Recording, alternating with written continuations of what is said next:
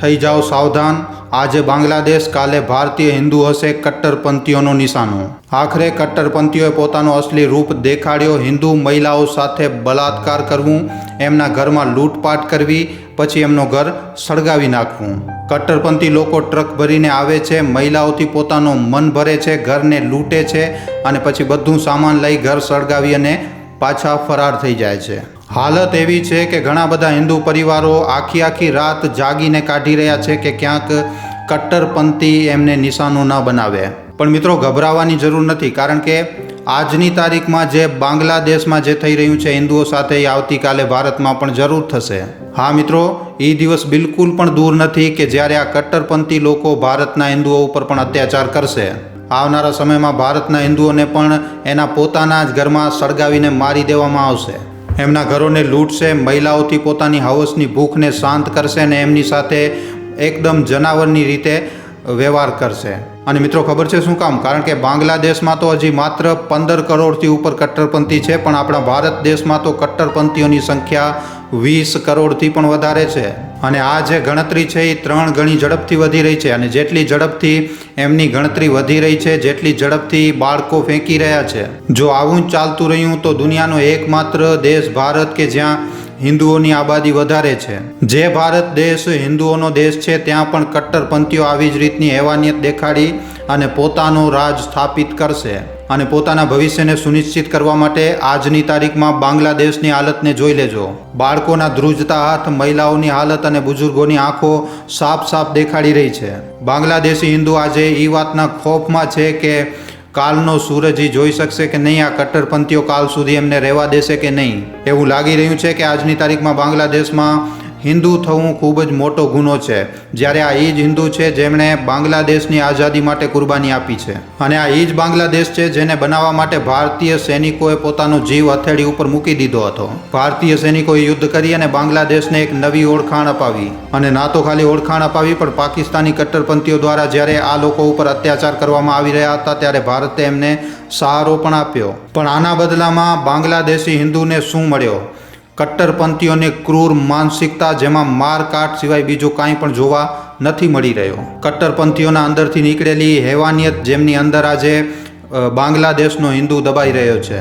અને હવે આપણા ભારત દેશમાં પણ હિન્દુઓની આવી રીતની હાલત થઈ શકે છે। ક્યારે અને કેવી રીતે થઈ શકે છે, વિડીયોમાં આપણે આગળ વિસ્તારથી વાત કરીશું। આના ઉપર આપણે વાત કરીએ એનાથી પહેલાં તમે આ વિડીયોને તમારા દરેક વોટ્સઅપ ગ્રુપમાં શેર જરૂર કરી નાખજો।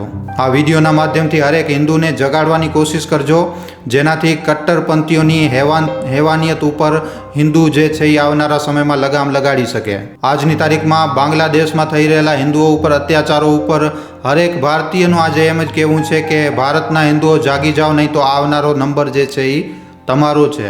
જો તમને લાગી રહ્યું છે કે આ ઘટના ખાલી બાંગ્લાદેશમાં જ ઘટી રહી છે, તો તમે એકદમ નાસમજ છો, હકીકતથી અજાણ્યા છો। મિત્રો, આપણા ભારત દેશનો બિહાર જ્યાં 1 કરોડ અને 75 લાખથી વધારે કટ્ટરપંથીઓની સંખ્યા છે। અને આ ઘટના વધારે કોઈ જૂની નથી। આ વાત લગભગ આજથી 1 વર્ષ પહેલાની જ છે, જ્યારે નવરાત્રિથી 1-2 દિવસ પહેલા જ બિહારમાં દંગાઓ ચાલુ થઈ ગયા। 4 જિલ્લાઓમાં ભડકેલી હિંસામાં બમ ધમાકા સંભળાયા, ક્યાંક પથરાવ થયા, તો ઘણી બધી ગોળીબારીના કારણે ઘણા બધા લોકોએ પોતાના જીવ ગુમાવી નાખ્યા। રોહતાસ, નાલંદા, ભાગલપુર અને ગયા, આ 4 જિલ્લાઓમાં હાલત એટલી વધારે બગડી ગઈ હતી કે ત્યાં પોલીસ અને મિલિટરી ઊભી કરવી પડી હતી। પણ મિત્રો, આમ છતાં પણ કટ્ટરપંથી દંગાકારી શાંત નહોતા થયા। પોલીસ અને આર્મીને પણ ચેતવણી આપી રહ્યા હતા। અને મિત્રો, આ કાંઈ ખાલી એક જ મામલો નથી। દંગાઓની સાથે સાથે ભારતમાં કટ્ટરપંથી મુસલમાનોએ લેન્ડ જિહાદની વસ્તુ પણ ચાલી રહી છે। એ લોકોમાં મુસ્લિમ કટ્ટરપંથી લેન્ડ જિહાદનો પણ ગંદો ખેલ લગાતાર ખેલી રહ્યા છે। મિત્રો, ઝારખંડ રાંચી ચુટ્ટુ ગામની એક ઘટના છે। એક એકદમ બેકસૂર આદિવાસી પુરુષ, જેમની 9 એકડ જમીન ઉપર મુસ્લિમ કટ્ટરપંથીઓ દ્વારા કબજો કરી લેવામાં આવ્યો। એકદમ જબરદસ્તી રીતે કબજો કરીને રાખ્યો છે। અને ખાલી એટલું જ નહીં, પણ જમીનની ચારે બાજુ દિવાલ પણ બનાવવામાં આવી રહી છે। અને જ્યારે આના વિરોધમાં અવાજ ઉપાડવામાં આવી રહી છે, તો પરિવારની સાથે મારપીટ પણ થઈ રહી છે। ઘણી બધી રેલીઓ પણ ઝારખંડના આદિવાસી સમુદાય દ્વારા કાઢવામાં આવી રહી છે। જાણો છો આવી રીતની રેલીઓ શું કામ કાઢવામાં આવી રહી છે? કારણ કે બાંગ્લાદેશી ઘૂસણખોરોએ ઝારખંડની અંદર આદિવાસીઓની જમીન ઉપર કબજો કરી લીધો છે. આદિવાસી સમુદાયોને ડરાવવું, ધમકાવવું અને એમની જમીનમાંથી, એમના જ શહેરમાંથી એમને કાઢી નાખવાનો એક સિલસિલો ચાલી રહ્યો છે. અને આ કોણ કરી રહ્યા છે? જે પોતે આ દેશમાં ઇલીગલ છે, બાંગ્લાદેશી ઘૂસણખોરો. અને ખાલી આટલું જ નહીં, પણ લવ જિહાદના નામ ઉપર મુસ્લિમ કટ્ટરપંથીઓ જબરદસ્તી હિન્દુ મહિલાઓનો ધર્મ પરિવર્તન કરાવે છે.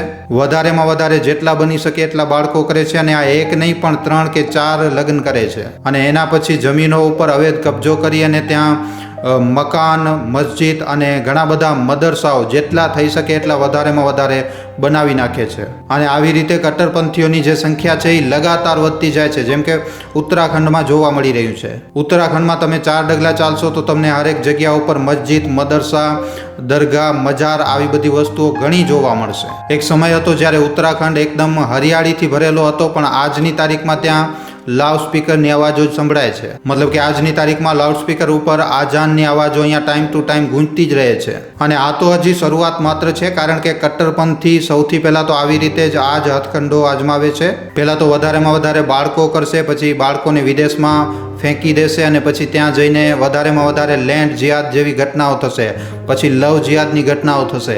અને છેલ્લે પછી સિચ્યુએશન એવી થઈ જાય છે કે એ દેશમાં એ લોકોની સંખ્યા વધી જાય છે અને બહુસંખ્યક જે હોય છે એ માઇનોરિટી બની જાય છે. આજે બ્રિટનને લઈ લો. બ્રિટનમાં લોકો કટ્ટરપંથી મુસલમાનોથી એટલા વધારે કંટાળી ચૂક્યા છે કે આજે બ્રિટનના લોકો મુસલમાનોને ભગાડવા માટે રસ્તાઓ ઉપર નીકળી આવ્યા છે. જે યુરોપે મુસ્લિમ શરણાર્થીઓને સહારો આપ્યો હતો, એમને શરણ આપ્યો હતો, આજે એ જ મુસ્લિમ શરણાર્થીઓ ત્યાં મેજોરિટીમાં આવી અને આજે રસ્તાઓ ઉપર અલ્લાહુ અકબરના નારા લગાવી રહ્યા છે, લોકોને ઘણો પરેશાન કરી રહ્યા છે. પાકિસ્તાનને જોઈ લો, આપણા દેશથી અલગ થયું છે. પાકિસ્તાનમાં આઝાદી સમયે પાકિસ્તાનમાં હિન્દુઓની સંખ્યા હતી. આજના સમયમાં કેટલી છે? હજારોમાં પણ નથી હોતી. અને કેનેડા જેવા પણ ઘણા બધા દેશો છે કે જ્યાં કટ્ટરપંથીઓની વધતી આબાદી ત્યાંના મૂળ નિવાસીઓ માટે હવે ખતરો બની ગઈ છે. અને મિત્રો, આવી પરિસ્થિતિમાં આપણા ભારત દેશને જોઈએ તો આપણો ભારત દેશ 2 મેજર મુસ્લિમ કન્ટ્રીઓથી ઘેરાયેલો છે. એક તો બાંગ્લાદેશ અને બીજી પાકિસ્તાન. અને આ દેશોમાં વસેલા મુસ્લિમો કટ્ટરપંથીના મામલામાં નંબર 1 ઉપર આવે છે.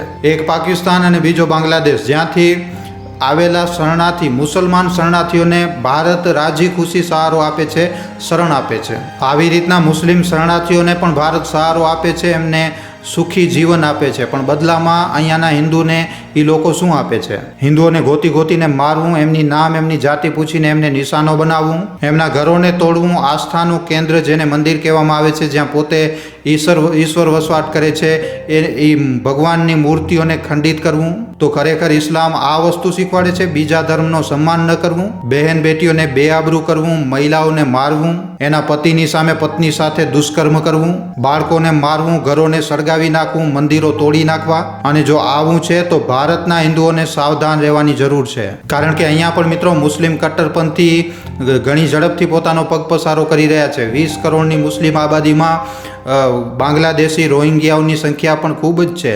એક આંકડા અનુસાર વાત કરીએ તો આજની તારીખમાં આપણા ભારત દેશમાં 20,000થી પણ વધારે બાંગ્લાદેશી રોહિંગ્યા ઘૂસણખોરો છે. અને આ તો મિત્રો સરકારી આંકડા છે, ઓફિશિયલ ડેટા છે, પણ જો આપણે રિયાલિટીમાં જોશું તો 40,000થી પણ વધારે નીકળી શકે છે. હરેક મહિનામાં મિત્રો 200 જેટલા રોહિંગ્યાઓ, ઘૂસપેટિયાઓ ભારતમાં અવૈધ રીતે અંદર દાખલ થાય છે, ભારતમાં ઘૂસે છે. જે બાંગ્લાદેશમાં આજે હિન્દુઓ ઉપર આટલા વધારે અત્યાચાર થઈ રહ્યા છે, એ જ બાંગ્લાદેશના ઘૂસણખોરો ભારતમાં આજે શાંતિથી રહી રહ્યા છે.